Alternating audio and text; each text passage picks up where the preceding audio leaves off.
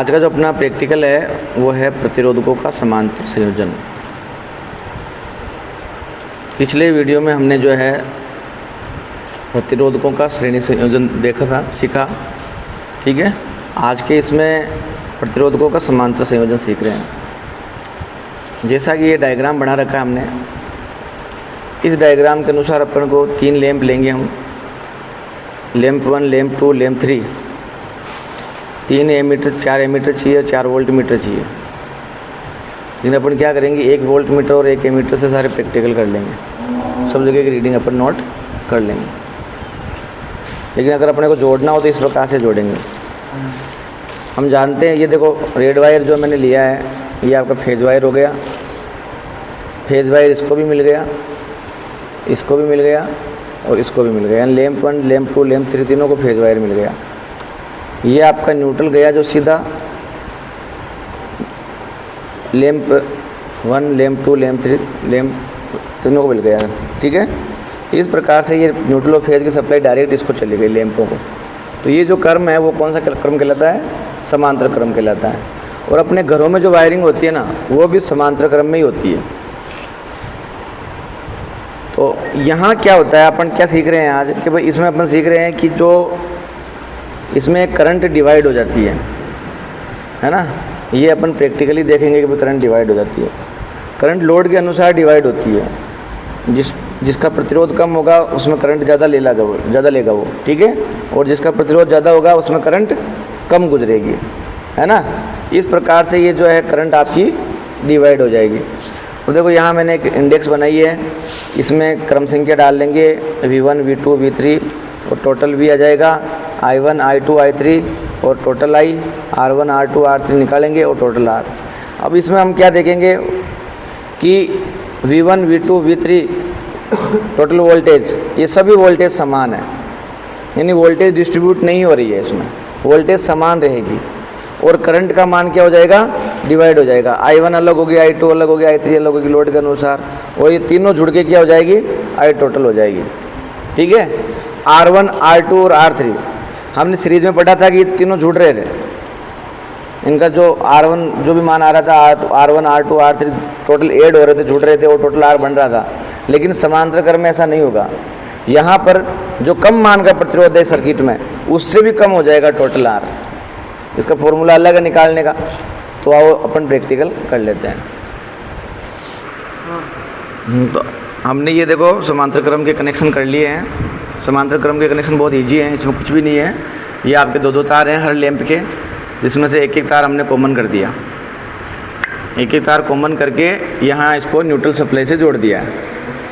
और बाकी बचे एक तार जो हमने एमीटर लगाने के लिए फीमेल पिने लगा दी इसमें, ताकि एमीटर लगा के हम प्रत्येक की रीडिंग ले सकें। और ये फीमेल पिन टोटल करंट के लिए हो जाएगी अपने। इस प्रकार से वापस इनको कॉमन करके और हमने फेज सप्लाई दे दी। ये बहुत ही सरल कनेक्शन है। अब मैं ऑन करता हूँ इसको, देखो तीनों लैंप जल रहे हैं आपके। अपन चाहें तो बंद कर सकते हैं। अब घरेलू जो वायरिंग होती है वो समांतर क्रम में होती है, और यहाँ स्विच लग जाता है, वो इस तरह से बंद हो जाएगा और इस तरह से चालू हो जाएगा आपका, ठीक है। तो सब में लगा रखे हैं मैंने ये। अब यहाँ देखो टोटल करंट मतलब एमीटर और वोल्ट मीटर लगा रखा है।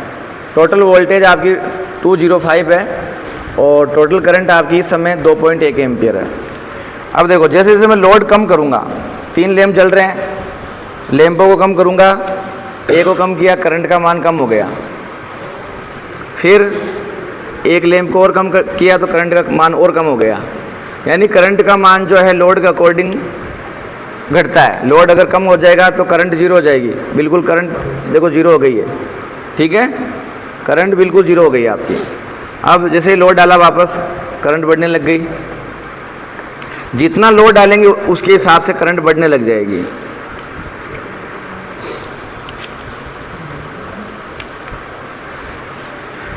अपना जो प्रैक्टिकल है अपन इसमें ये करने जा रहे हैं कि भाई करंट डिवाइड हो जाती है, इसको सिद्ध करने जा रहे हैं। करंट जो है डिवाइड हो जाती है। देखो मैंने एक एमीटर लगाया, इसकी रीडिंग 0.6 एम्पियर है और ये केवल एक शाखा, एक ब्रांच बोलते हैं अपन, इसमें 3 शाखाएं हैं। कितनी शाखाएं हैं? 3 शाखाएं, ये मेन हो गई भाई, ये तो 1 ब्रांच, 2 ब्रांच और 3 ब्रांच। तो ये जो करंट है ना, ये टोटल करंट ये बता रहा है, ये मेन ब्रांच की मेन हो गया, ये मेन सर्किट, ठीक है। ये मेन करंट हो गई, और बाकी ये मेन करंट 3 जगह डिवाइड हुई है आपकी, फर्स्ट में, सेकंड में और थर्ड में। तो ये देखो एक शाखा में करंट आ रही है आपकी 0.6 एम्पियर। अब इसको मैं यहाँ से दूसरी शाखा में मापता हूँ।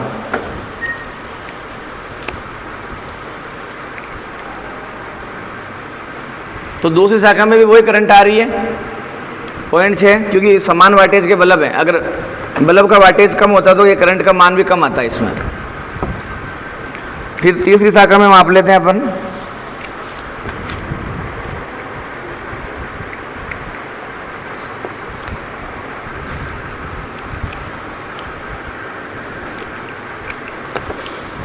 ये आपकी तीसरी शाखा है।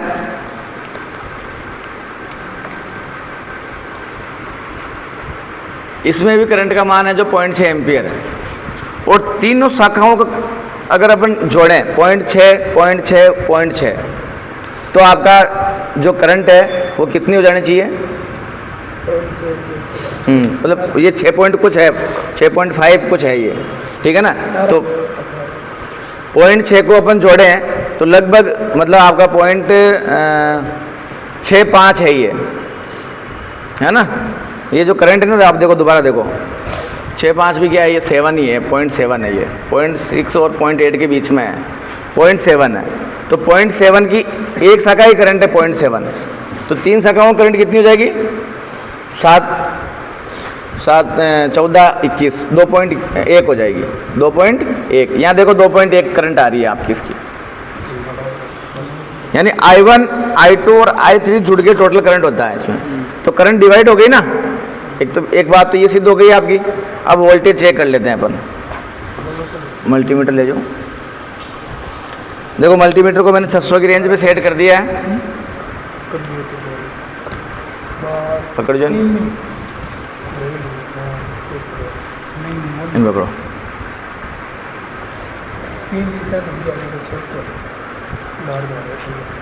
कितना वोल्टेज आ रही है?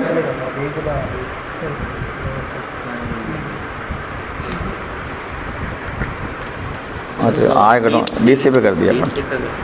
अब देखो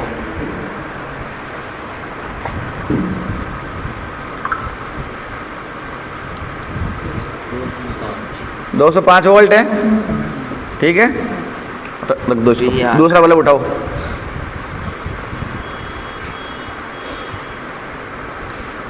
तार जल जाए, देखो गर्म है बल्ब। कितनी है? 203। हाँ वो 205 आएगी आपकी, ठीक है।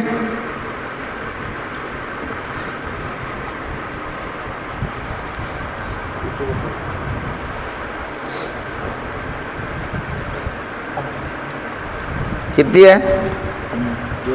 205।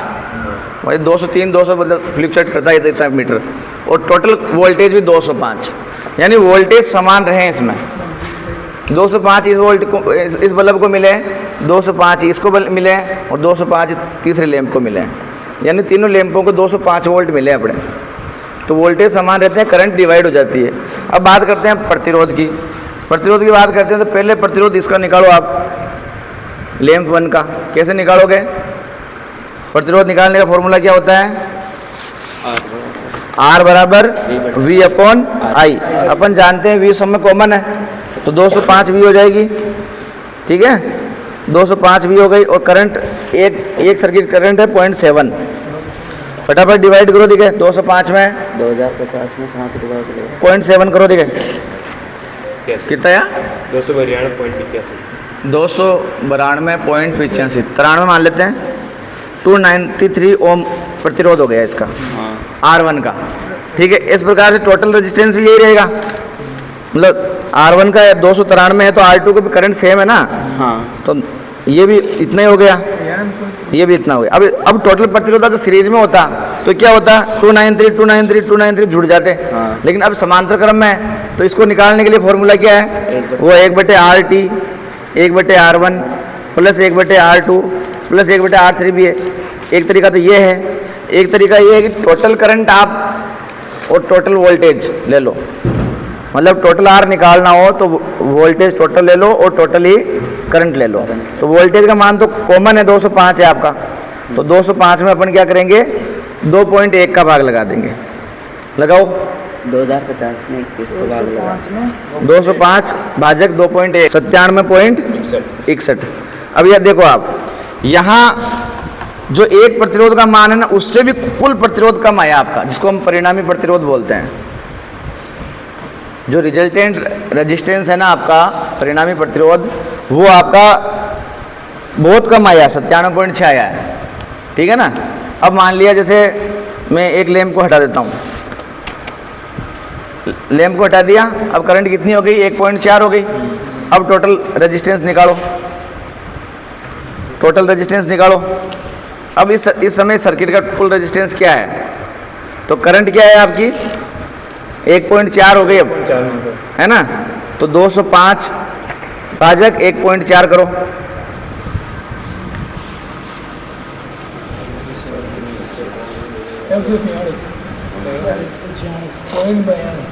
कितना आया 146।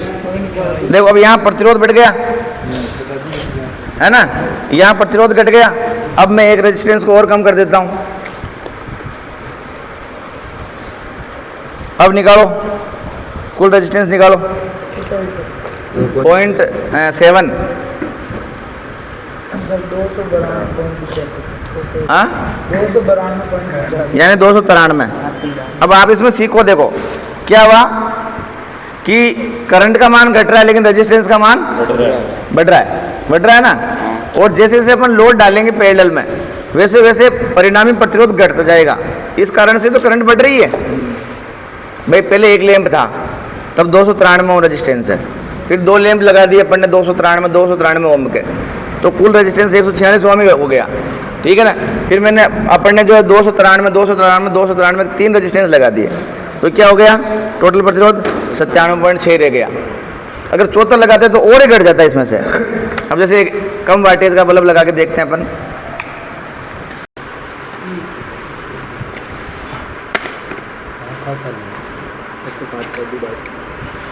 देखो यहाँ हमने क्या किया कि लैंप की जो वाटेज है, एक लैंप की वाटेज कम कर दी।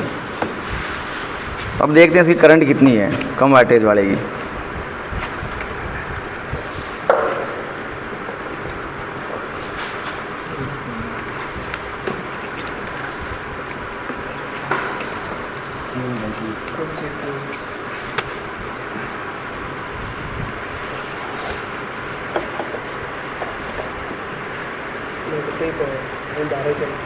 पॉइंट 4 एम्पियर है, यानी इसकी करंट कम है, ठीक है। टोटल अभी 1.9 एम्पियर इसमें आ रही है कुल करंट। अब इसका अपन रेजिस्टेंस निकालते हैं, कुल रेजिस्टेंस निकालते हैं, निकालो। अब यहाँ वोल्टेज का मान थोड़ा बढ़ गया है क्योंकि अपन ने इन्वर्टर से जोड़ दिया ना इसको, तो 210 भाजक 1.9 करो।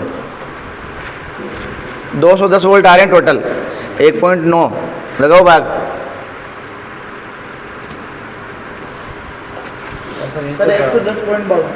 110.52, ठीक है ना। अब मैं आपको गारंटेड कह सकता हूँ कि इसमें सबसे ज़्यादा प्रतिरोध का मान तो ये है ना, कम ये है, तो इससे भी कम ये है, यानी सबसे कम आएगा टोटल प्रतिरोध।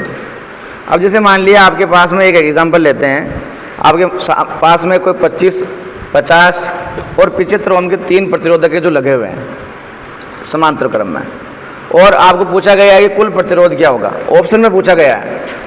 तो आप ये ध्यान रखो समांतर क्रम में जो सबसे कम मान का जो प्रतिरोधक जुड़ा हुआ है उससे भी कम टोटल प्रतिरोध आएगा। तो सबसे कम कौन सा हुआ इसमें 25, 50, 75 में 25 का कम हो गया ना, तो 25 से भी कुल प्रतिरोध कम आएगा आपका। तो ऑप्शन देख लो 25 से कम के ऑप्शन कितने हैं।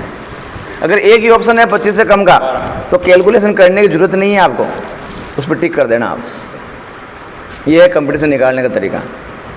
मतलब समांतर क्रम में अगर मान लिया कितने, किसी ने कह दिया साहब 5 ओम, 25 ओम, 30 ओम, 45 ओम, 100 ओम, 200 ओम, इतने रेजिस्टेंस लगे हुए हैं, समांतर क्रम में लगे हुए हैं, कुल प्रतिरोध बताओ।